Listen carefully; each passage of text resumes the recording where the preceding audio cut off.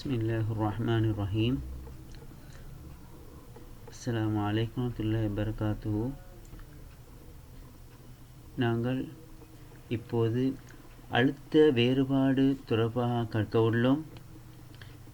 இந்த அழுத்த வேறுபாடு தொடர்பாக விளக்குவதற்காக மிக அழகிய படம் ஒன்றை உங்களுக்கு நீர்வீழ்ச்சி ஒன்றை பாடப்புத்தகம் தெரிவு செய்து தந்திருக்கின்றது.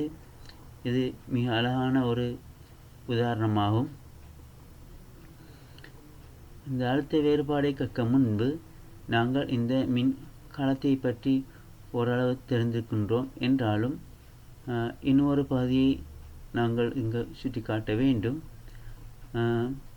இதில் காணப்படுகின்ற நேர்முனைவு, இதில் காணப்படுகின்ற மறைமுனைவு தொடர்பாக இந்த நேர்முனைவுக்கும் மறைமுனைவுக்கும் இடையில் ஒரு அழுத்த வேறுபாடு காணப்படுகிறது. அதன் பெருமானம் உங்களுக்கு தெரியும், 1.5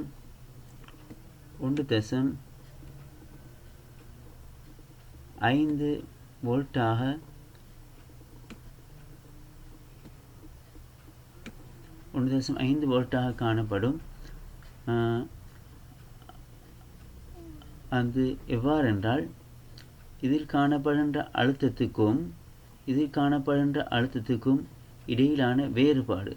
ஆகவே மின்னோட்டமானது அழுத்தம் கூடிய இடத்திலிருந்து அழுத்தம் குறைந்த இடத்தை நோக்கி பாயும். ஆகவே மின்னோட்டம், இதில் உற்பத்தி செய்யப்படுகின்ற மின்னோட்டமானது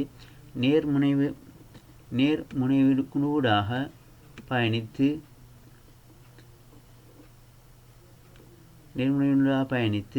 மின்குமிழூடாக பயணித்து மீண்டும் மறைமுனையை வந்து சேருகின்றது.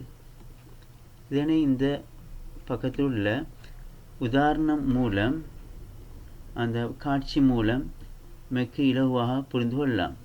அதாவது, இங்கு நீர்ப்பம்பின் மூலம் மேலே உயர்த்தப்படுகின்ற நீரானது மேலிருந்து கீழ் நோக்கி வருவதற்கு அந்த நீர்ப்பம்பியின் விசை தேவைப்படுவதில்லை.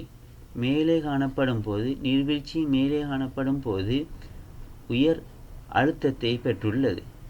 அது கீழே வரும்போது அதன் அழுத்தம் குறைகின்றது. ஆக நீரானது அழுத்தம் கூடிய இடத்திலிருந்து அழுத்தம் குறைந்த இடத்தை நோக்கி பாய்கின்றது.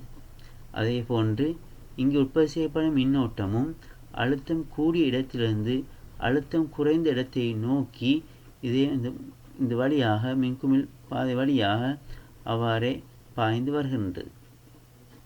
இதனை நாங்கள் அழுத்த வேறுபாடு என்று நாங்கள் கூறுகின்றோம். அழுத்த வேறுபாடு இவ்வாறு சக்தி வேறுபாடு இருக்கும் போதுதான் நீர்வீழ்ச்சியில் நீர் பாய்கின்றது போல், அழுத்த வேறுபாடு இருக்கும் நிலையில் மட்டுமே தான் மின்னோட்டமானது பாய்ந்து செல்கின்றது. ஆகவே நாங்கள் இவ்வாறு ஒவ்வொரு மின்கலங்களிலும் அழுத்த வேறுபாடுகள் வேறுபடுகின்றன. இது பற்றி நாங்கள் அடுத்த ஸ்லைடில் நாங்கள் அவதானிப்போம்.